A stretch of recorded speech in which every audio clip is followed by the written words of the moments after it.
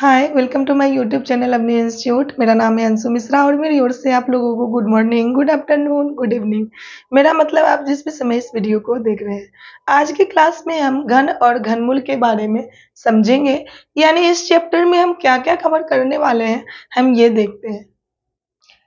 सबसे पहले हमें समझना है कि घन संख्या क्या है।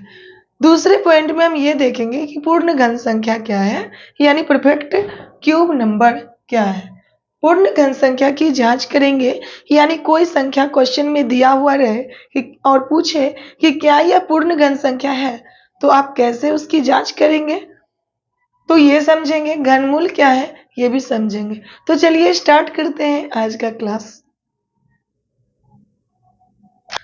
हम समझते हैं कि घन संख्या या किसी संख्या का घन यानी क्यूब कैसे निकालते हैं। इंग्लिश में घन को इंग्लिश में क्यूब कहते हैं, घनमूल को इंग्लिश में क्यूब रूट कहते हैं और पूर्ण घन संख्या को इंग्लिश में परफेक्ट क्यूब नंबर कहते हैं। तो इतना समझ गए हैं। तो ये समझिए कि घन संख्या क्या है। घन का परिभाषा अभी हम आसान भाषा में समझेंगे। समझिए यहाँ कि घन किसे कहते हैं या घन संख्या किसे कहते हैं। किसी संख्या को, कोई भी संख्या हो सकता है, एक से स्टार्ट हो जो संख्या होती है उसे प्राकृतिक संख्या कहते हैं। उसका अंत, कोई अंत नहीं होता है, संख्या का कोई अंत नहीं होता है, वो अनंत तक जा सकती है, उसे प्राकृतिक संख्या कहते हैं। तो वो संख्या कोई भी हो सकता है। तो किसी संख्या को स्वयं से 3 बार गुना करने पर, क्या कह रहा है, किसी संख्या को स्वयं से, यानी जो संख्या दिया हुआ रहेगा, यानी जिस संख्या का हमें घन ज्ञात करना होगा, यानी क्यूब निकालना होगा, तो उसी संख्या से यानी स्वयं से 3 बार गुना करने पर जो संख्या प्राप्त होती है ना, वो संख्या घन संख्या कहलाती है। समझिए एग्जाम्पल से, जैसे कि मान लीजिए कि 9 का घन निकालना है, तो स्वयं से 9 का अगर हमें घन निकालना है तो 9 से ही 3 बार मल्टीप्लाई करना होगा और जो संख्या प्राप्त होगी ना, वो संख्या घन संख्या होगी, यानी कि 7 to 9 9 का घन है।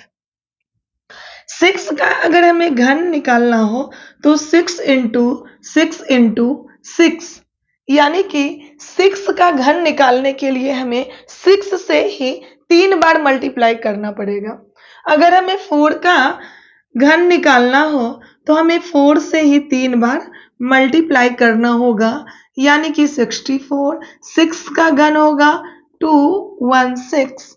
तो इस तरह हम देखते हैं कि घन संख्या किसे कहते हैं कि किसी संख्या को स्वयं से 3 बार गुना करने पर प्राप्त संख्या को, यानी ये 7 to 9 जो है, ये क्या है, 9 का क्या है, घन है।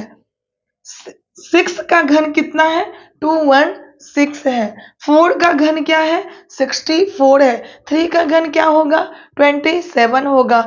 2 का घन 8 होगा। यानी जिस संख्या का घन निकालना होगा ना, उसी संख्या से 3 बार मल्टीप्लाई कर दीजिएगा, वो संख्या क्या होगी, घन संख्या होगी, या उसे घन कह सकते हैं, यानी क्यूब कह सकते हैं। समझ रहे होंगे कि किसी संख्या को स्वयं से 3 बार गुना करना घन संख्या कहलाती है, यानी कि प्राप्त संख्या को, यानी जैसे हम 9 को 3 बार मल्टीप्लाई किए तो जो संख्या हमें मिली है ना, उस संख्या को क्या कहेंगे, घन संख्या कहेंगे। अगर कोई आपसे क्वेश्चन करे कि 11 का क्यूब निकालिए यानी घन निकालिए, आप झट से 11 इंटू 11 कर दीजिएगा और जो संख्या प्राप्त होगी वही संख्या उसका आंसर होगा, यानी इन तीनों को मल्टीप्लाई करने के बाद जो संख्या प्राप्त होगी वही आपका आंसर होगा।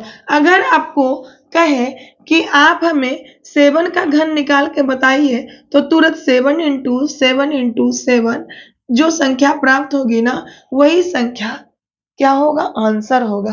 तो घन संख्या आप समझ रहे होंगे कि घन हम कैसे निकालेंगे।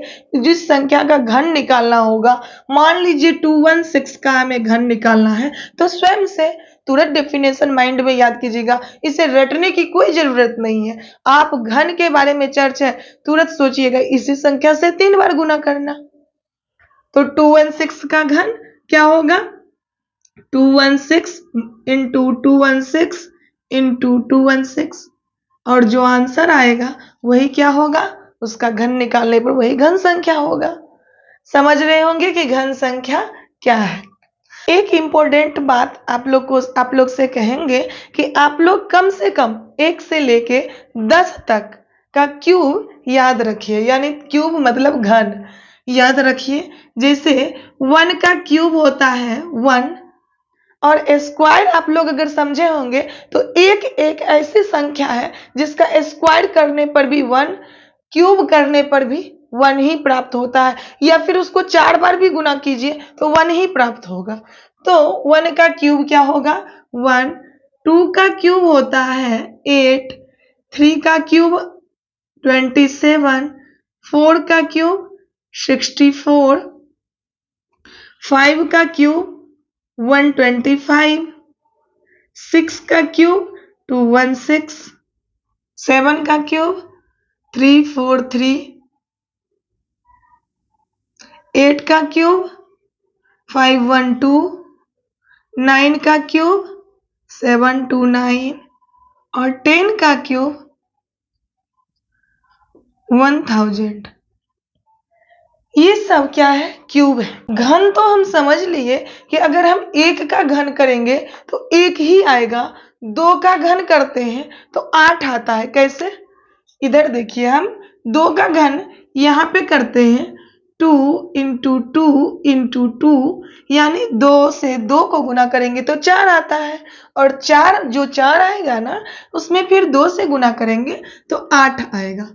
इसी तरह 3 को हम 3 से गुना करते हैं तो 9 आता है, और फिर उस 9 को 3 से गुना करते हैं तो 27 यानी 27 आता है।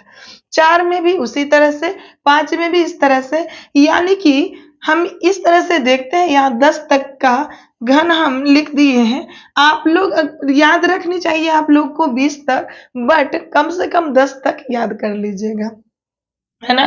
तो घन निकालने के लिए आप लोग समझ गए होंगे कि किसी भी संख्या का घन आप कैसे निकालिएगा। जिस संख्या का आपको घन निकालना होगा उसी संख्या से 3 बार मल्टीप्लाई कर दीजिएगा। मल्टीप्लाई का मतलब गुना कर दीजिएगा, तो घन संख्या मिल जाएगी, है ना। अब हमें समझना है कि पूर्ण घन संख्या क्या है। पूर्ण घन संख्या क्या है, क्वेश्चन में ऐसा रहता है, कोई संख्या आपको दे दिया जाएगा, मान लीजिए कि 125, और पूछे क्वेश्चन में कि 125 क्या यह पूर्ण वर्ग संख्या है, पूर्ण घन संख्या है, तो आप क्या कीजिएगा। किसी संख्या को पूर्ण घन संख्या तब कहेंगे जब वह किसी संख्या का घन होगा। कहने का मतलब 125 को हम पूर्ण घन संख्या तब कहेंगे जब यह किसी संख्या का घन होगा।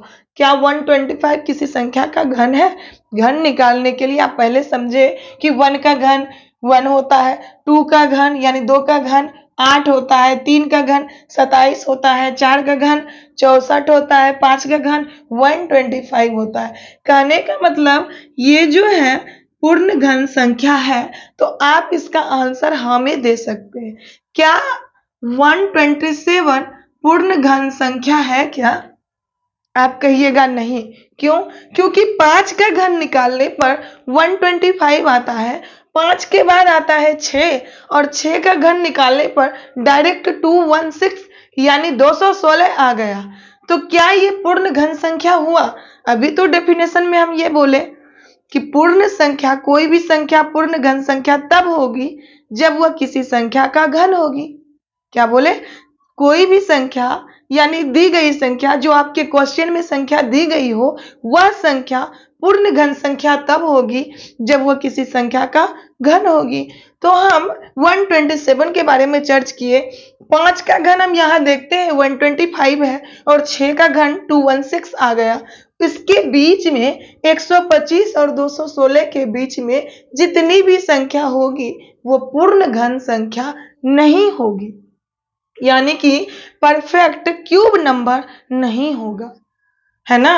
तो 125 पूर्ण घन संख्या है, परफेक्ट क्यूब नंबर उसे हम कह सकते हैं, बट 127 पूर्ण घन संख्या नहीं है। लेकिन अगर इसमें जहां तक आपको याद हो वहां तक आप देख के बता सकते हैं या सोच के या याद करके या अपने माइंड में डिस्कस करके बता सकते हैं।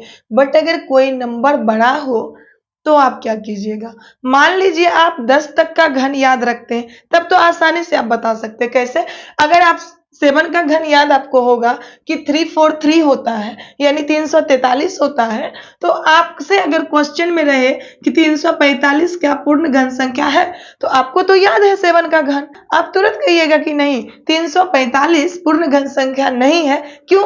क्योंकि 7 का घन 343 और 7 के बाद आता है 8, 8 का घन 512 होता है, यानी कि 343 और 512 के बीच में जितने भी नंबर होंगे यानी जितने भी संख्या होंगे वो सारे संख्या पूर्ण घन संख्या नहीं होंगे।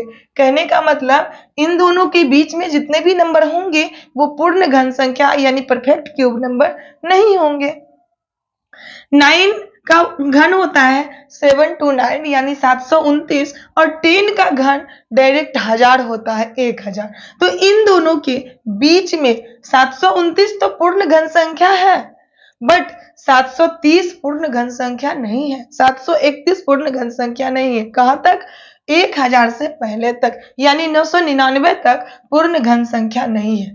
ठीक है, लेकिन 1000 के बारे में कोई पूछे कि क्या यह पूर्ण घन संख्या है, आप जवाब दीजिएगा हाँ पूर्ण घन संख्या है। लेकिन कहां तक के क्वेश्चन का आंसर आप ऐसे दे सकते हैं जहां तक आपको याद हो। अगर 10 तक का क्यूब आप याद करके रखे हैं तो वहीं तक का आप आंसर दे सकते हैं। अगर कोई बड़ा नंबर हो तब क्या कीजिएगा। कोई भी संख्या पूर्ण घन संख्या है या नहीं उसकी जांच हम कैसे करते हैं। तीसरे पॉइंट में हम लिखे थे कि पूर्ण घन संख्या की जांच, यानी हम कैसे जांच करेंगे कि ये संख्या पूर्ण घन संख्या है या पूर्ण घन संख्या नहीं है, तो इसकी जांच कैसे करेंगे। तो अभाज्य गुणनखंड की मदद से यानी प्राइम फैक्टराइजेशन करेंगे यानी अभाज्य गुणनखंड करेंगे। मान लीजिए कि कोई संख्या दे दिया जाए 512, क्या ये पूर्ण घन संख्या है या नहीं, इसकी जांच हम अभाज्य गुणनखंड की मदद से कैसे करते हैं। देखिए,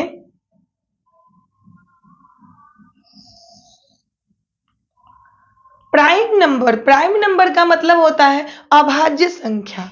प्राइम नंबर अभाज्य संख्या, और अभाज्य संख्या का परिभाषा आप लोग जानते होंगे कि वैसी संख्या जो सिर्फ दो संख्या से विभाज्य हो। वो दो संख्या कौन, या तो वो एक से विभाज्य हो या तो वो स्वयं वही संख्या हो।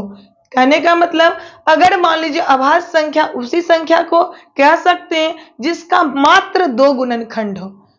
जैसे कि दो का मात्र दो गुणनखंड है। कैसे?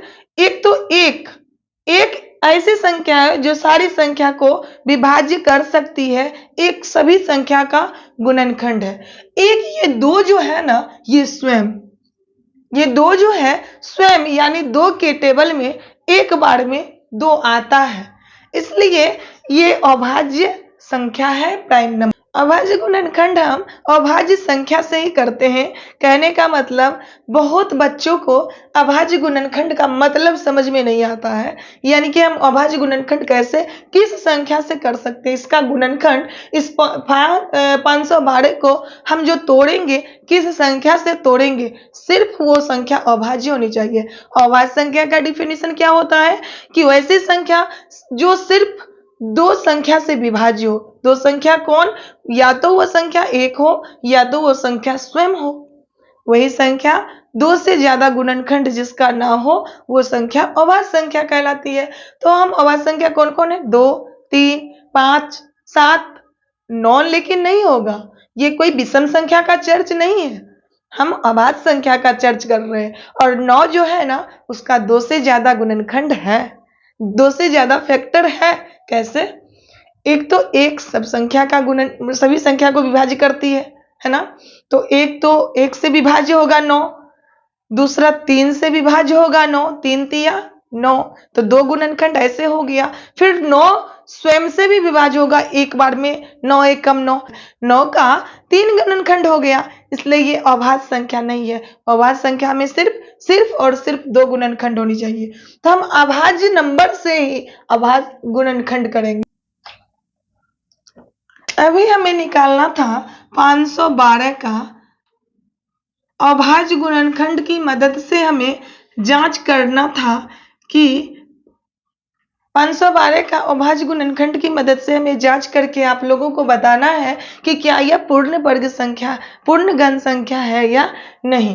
तो पहले हम अभाज्य गुणनखंड करते हैं, उसके बाद आप लोग समझिएगा कि क्या करना है, कैसे समझेंगे कि पूर्ण घन संख्या है या नहीं। क्या दो अभाज्य नंबर है, अभाज्य संख्या है? बिल्कुल है, क्योंकि दो से ज्यादा फैक्टर नहीं है, यानी गुणनखंड नहीं है। तो 2 दूनी 4, बचता है 1, इधर जाएगा, 2 पचे 10, 2 छके 12। ठीक है, 2 एकम 2, 2 दूनी 4, बचता है 1, 2 अठे 16। फिर देखिए यूनिट प्लेस पर 8 है, इसका मतलब फिर 2 से डिवाइड होगा। 2 को 6 बार में 12 और 2 को 4 बार में 8। देखिए फिर डिवाइड होगा, यूनिट प्लेस पर 4 है, यानी 2 तिया 6, 2 दूनी 4। अब देखिए 2 एकम 2 और 2 छके 12। अब देखिए 2 अठे 16, 2 चौके 8, 2 दूनी 4, 2 एकम 2, यानी हम देखिए सिर्फ 2 से ही डिवाइड हो गया है। यानी ये जो 512 का अभाज्य गुणनखंड हम निकाल लिए, अगर मान लीजिए ये संख्या 2 से डिवाइड नहीं होता, यानी कोई ऐसा संख्या आ जाता यहाँ गुणनखंड करने पर जिसके यूनिट प्लेस पर सम संख्या ना हो, तो हम क्या करते, 3 से डिवाइड करते, क्योंकि 3 भी अभाज्य संख्या था। 4 से लेकिन डिवाइड नहीं करते, क्यों? क्योंकि 4 कंपोजिट नंबर है, प्राइम नंबर नहीं है। तो यहाँ हम अभाज्य गुणनखंड निकाल लिए हैं। देखिए अब समझिए यहाँ कि ये गुणनखंड निकालने से आप कैसे समझिए, इसको पहले सजा के लिखते हैं, जितना 2 है वो सबको लिखते हैं पहले। 2 गुने 2 गुने।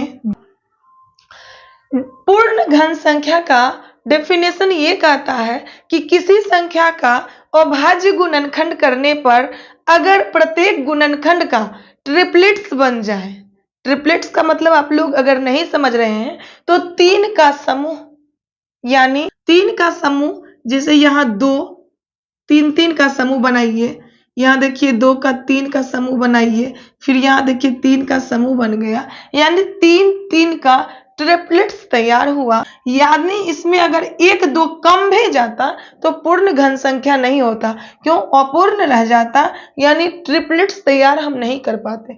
लेकिन 512 का अभाज्य गुणनखंड करने पर हमें जो गुणनखंड प्राप्त हुआ है वह ट्रिपलेट्स के रूप में तैयार हो चुका है, इसलिए यह पूर्ण घन संख्या है। और इसका हम कैसे निकालेंगे, ये किसका घन है? तो इस ट्रिपलेट से एक संख्या को निकालेंगे, यानी 2 का ट्रिपलेट्स था, 1 2 लिखे। अब देखिए इंटू देंगे, इस ट्रिपलेट से भी 1 2 निकालेंगे, सिर्फ 1। अगर यहाँ पे 3 रहता, यानी 3 का ट्रिपलेट रहता, तो क्या करते, 1 3 को लिखते। यहाँ 2 का ट्रिपलेट था तो यहाँ 1 2 लिखे, फिर यहाँ भी एक ट्रिपलेट और है तो यहाँ भी 1 2 और लिखेंगे। देखिए यहाँ 2 दूनी 4, 4 दूनी 8, यानी 512 जो है 8 का घन है।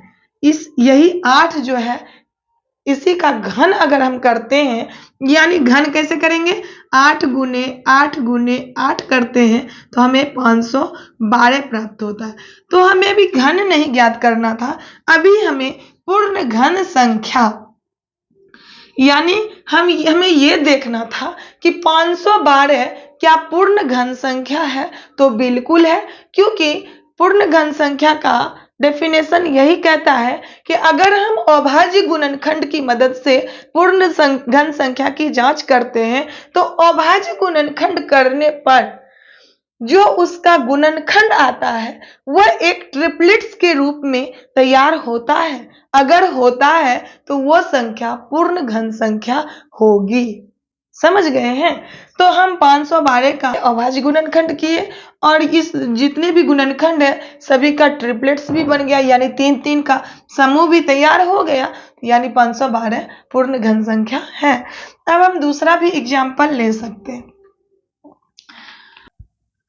मान लीजिए कि 5 8 3 2 एक ऐसी संख्या दी हुई है जिसका आपको जांच करना है कि क्या यह पूर्ण वर्ग संख्या, पूर्ण घन संख्या है या नहीं। तो हम अभाज्य गुणनखंड करेंगे। अभाज्य संख्या 2 से देखेंगे क्योंकि यूनिट प्लेस पर 2 है, हमें लगता है कि 2 से डिवाइड होगा। यहीं पर कर लीजिए, 2 दूनी 4, 1 बचता है, 1 इधर आएगा, 2 नमा 18, ये 3, 2 1 कम 2, 1 इधर आएगा, 2 छक्के 12। ठीक है, अब देखिए यहां भी देखिए यूनिट प्लेस पर हम देख रहे हैं कि सम संख्या है तो हम 2 से डिवाइड कर सकते हैं। 2 1 कम 2, 2 को 4 बार में तो 8, 1 बचता है, 5 बार में 10, 1 बचता है, इधर भेजेंगे, 2 2 8 16।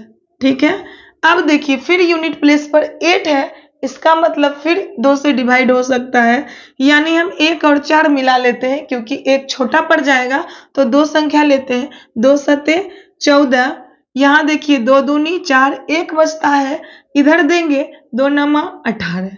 अब देखिए यहाँ फिर देखिए 9 आ गया। अब हम देख रहे हैं कि 2 से डिवाइड नहीं होगा, क्यों? क्योंकि यूनिट प्लेस पर 9 यानी विषम संख्या है।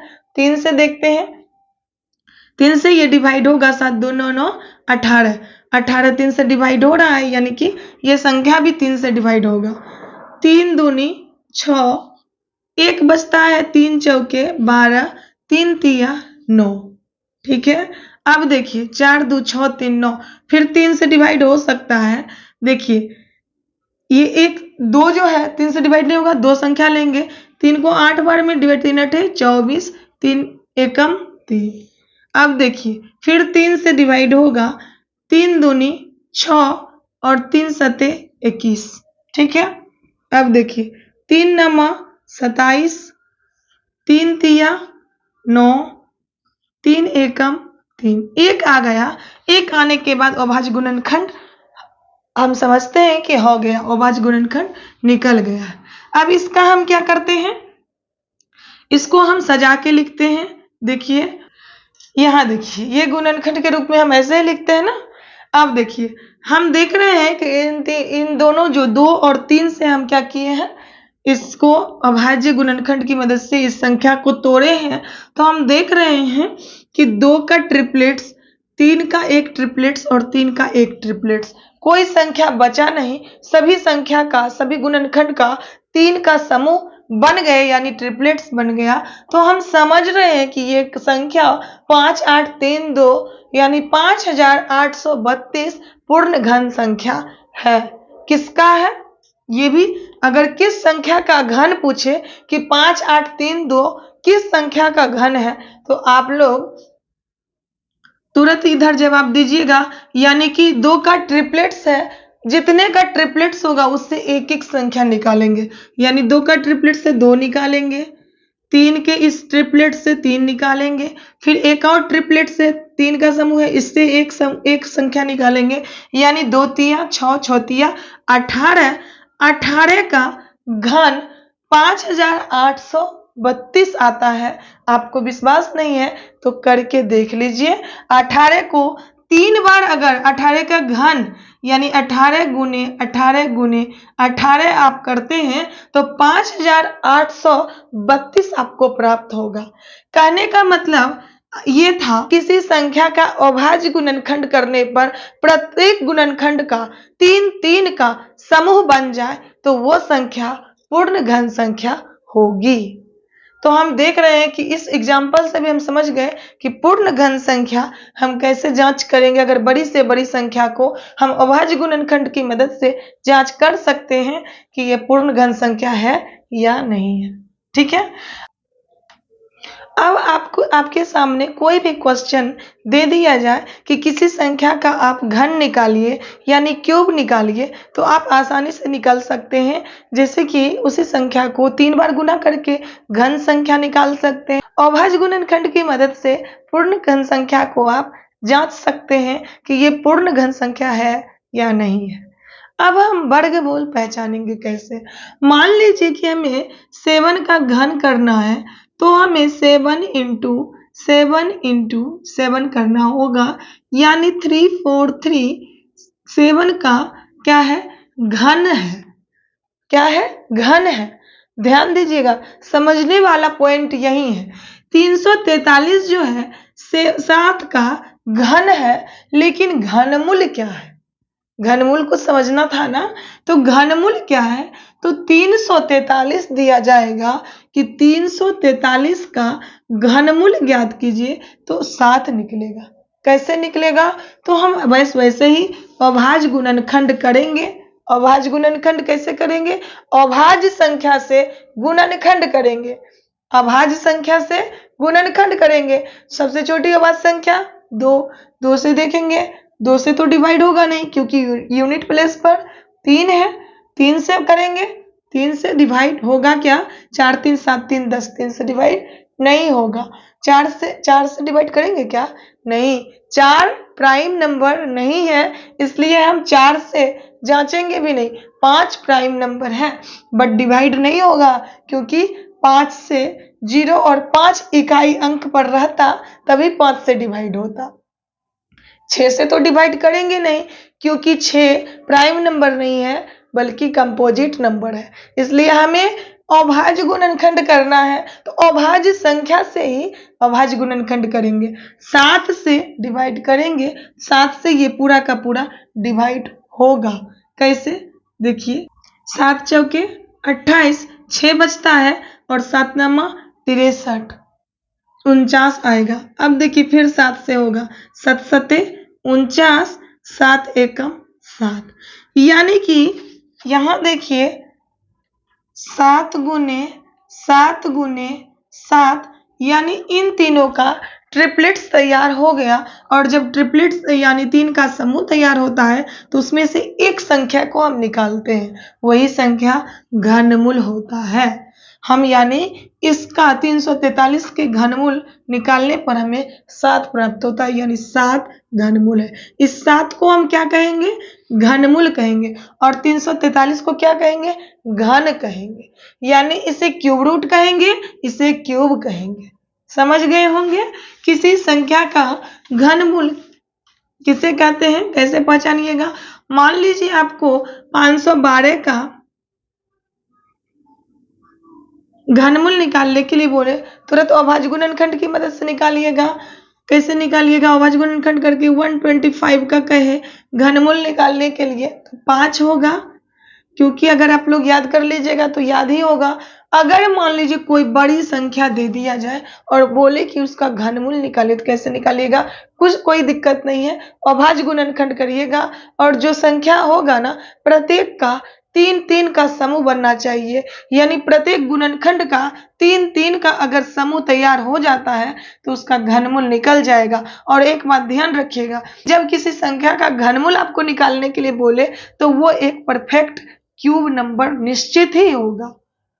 ठीक है, कोई संख्या हम लेते हैं 729 का घनमूल कह रहा है कि अभाज्य गुणनखंड की मदद से, क्वेश्चन में है कि 729 का अभाज्य गुणनखंड की मदद से घनमूल निकालिए। तो कैसे निकालिएगा? हम अभाज्य गुणनखंड करते हैं अभाज्य संख्या से। कहने का मतलब अभाज्य गुणनखंड जो निकालते हैं ना, यानी कि 729 को जो तोड़ेंगे ना, वो अब प्राइम नंबर से ही तोड़ेंगे। जैसे कि देखिए प्राइम नंबर 2 से, सबसे पहले हम 2 से देखेंगे तो 2 से तो डिवाइड होगा नहीं। क्यों? क्योंकि इकाई अंक पर 9 है, संख्या शेषफल में बच जाएगा, तो ऐसे तो डिवाइड होता नहीं है। तो हम क्या करेंगे? 3 से देखते हैं, यानी हम 3 से देख रहे हैं कि डिवाइड होगा। तो 3 दूनी 6, 1 बचता है, 3 चौके 12, 3 तिया 9। अब देखिए फिर 3 से डिवाइड होगा, 3 अठे 24, 3 एकम 3। अब देखिए फिर 3 से डिवाइड होगा, 3 दूनी 6, 2 बचता है, 3 सते 21। देखिए 3 से फिर होगा, 3 नम्मा 27, 3 से होगा, 3 तिया 9, फिर 3 एकम 3, 1 आ जाता है, यानी अभाज्य गुणनखंड निकल गया। अब देखिए, अब इसमें हमें क्या करना होगा? इसका हम देख रहे हैं कि क्या समूह तैयार होता है, 3-3 का समूह बनता है। अगर बन जाएगा, यानी 3 गुने 3 गुने 1 2 3 4 5 6, 6 3 है, 3 गुने 3 गुने 3 गुने 3 4 5 6। यहाँ देखिए 3-3 का समूह तैयार हो गया, यानी कि इसका हम इस समूह से 1 3 को निकालेंगे और इस समूह से 1 3 को निकालेंगे, यानी 3 तिया 9। हम देख रहे हैं कि 729 का घनमूल 9 निकला है, यानी 729 का घनमूल क्या होगा? 9 होगा। तो आप समझ गए होंगे कि हम घनमूल किसे कहते हैं और घन संख्या किसे कहते हैं। घनमूल निकालने के लिए भी आपको अगर क्वेश्चन में रहे तो आप निकाल सकते हैं। क्वेश्चन अगर ऐसा रहे, क्वेश्चन आपका ये भी रहेगा, कोई एक संख्या दिया जाएगा, मानिए कि 2 4 3, कहेगा कि इसमें कौन ऐसी संख्या को गुना करेंगे जो कि ये 243 जो है ना पूर्ण घन संख्या बन जाए। क्वेश्चन को समझिए, ये 243 में क्वेश्चन कह रहा है कि पूर्ण घन संख्या नहीं है, लेकिन डायरेक्ट नहीं बोल रहा है। क्या कह रहा है कि इसमें कौन सी संख्या को, ऐसी छोटी संख्या को गुना कीजिएगा जिससे कि ये पूर्ण घन संख्या बन जाए। तो कैसे कीजिएगा? अब उतना सोचते रहिएगा नहीं, इसका हम क्या करेंगे, झट से अभाज्य गुणनखंड करेंगे। हम यहाँ से इस 243 को यहाँ ले आए हैं, अभाज्य गुणनखंड करते हैं, 3 से करेंगे क्योंकि 2 से तो डिवाइड होगा नहीं, क्योंकि यूनिट प्लेस पर 3 है। तो 3 8 24 और इधर 3 एकम 3। अब देखिए 27 तिया 81, 3 नमा 27, 3 तिया 9 और 3 एकम 3। अभाज्य गुणनखंड निकल गया। अब इसका देखिए क्या करते हैं, 3 गुने 3 गुने 3 गुने 3 गुने 3, क्या वो 3 था, 1 2 3 4 5, यहाँ भी 1 2 3 4 5। इसके बाद क्या करते हैं, 3 3 का समूह बनाते हैं, यानी ट्रिपलेट बनाते हैं। अब यहाँ हम देखते हैं एक ट्रिपलेट बना लेकिन दूसरा ट्रिपलेट नहीं बना। तो ये पूर्ण कब होता, इसका ट्रिपलेट कब बनता? यहाँ देख रहे हैं, अगर इसमें ना 1 3 और आ जाता ना तो ये ट्रिपलेट बन जाता, 1 3 और आ जाता ना तो एक ट्रिपलेट बन जाता। यहाँ 1 3 की कमी है, यानी इस 243 में अगर हम 3 को गुना कर देंगे, किसकी कमी है, 3 की कमी है, इस 3 की कमी है। तो यही जो 3 है ना वो ऐसा नंबर है, यानी ऐसी छोटी संख्या है जिस संख्या को हम इस 243 में गुना करते हैं, यानी 243 में अगर हम 3 गुना कर देते हैं और जो संख्या प्राप्त होगी ना वो पूर्ण घन संख्या निश्चित ही होगी। लेकिन ये 243 अभी 1 3 के गुना के चलते अभी अधूरा है, यानी पूर्ण घन संख्या नहीं है। तो वो संख्या सिर्फ हमें ढूंढना था, इसे गुना करके वो संख्या नहीं प्राप्त करना था, हमें वो संख्या ढूंढना था जो कि इस संख्या से गुना करने पर पूर्ण घन संख्या बनाए। तो वो संख्या कौन सा होगा, 3 होगा, क्योंकि जो संख्या, जिस संख्या के बिना ये अधूरा होगा यानी पूर्ण नहीं होगा वही संख्या होगा, यानी ये 3 के बिना अधूरा था, यही संख्या, इसका आंसर आएगा 3। इस तरह का क्वेश्चन रहेगा तो आप झट से अभाज्य गुणनखंड करके और जिस संख्या का मतलब कमी होगा किसमें, 3 3 का समूह बनने में, वो संख्या आप आंसर में दे सकते हैं। तो आप लोग घन संख्या, पूर्ण घन संख्या, घनमूल सब अच्छी तरह से समझ गए होंगे। आगे के क्लास में हम क्वेश्चन सॉल्व करेंगे। तब तक के लिए थैंक यू।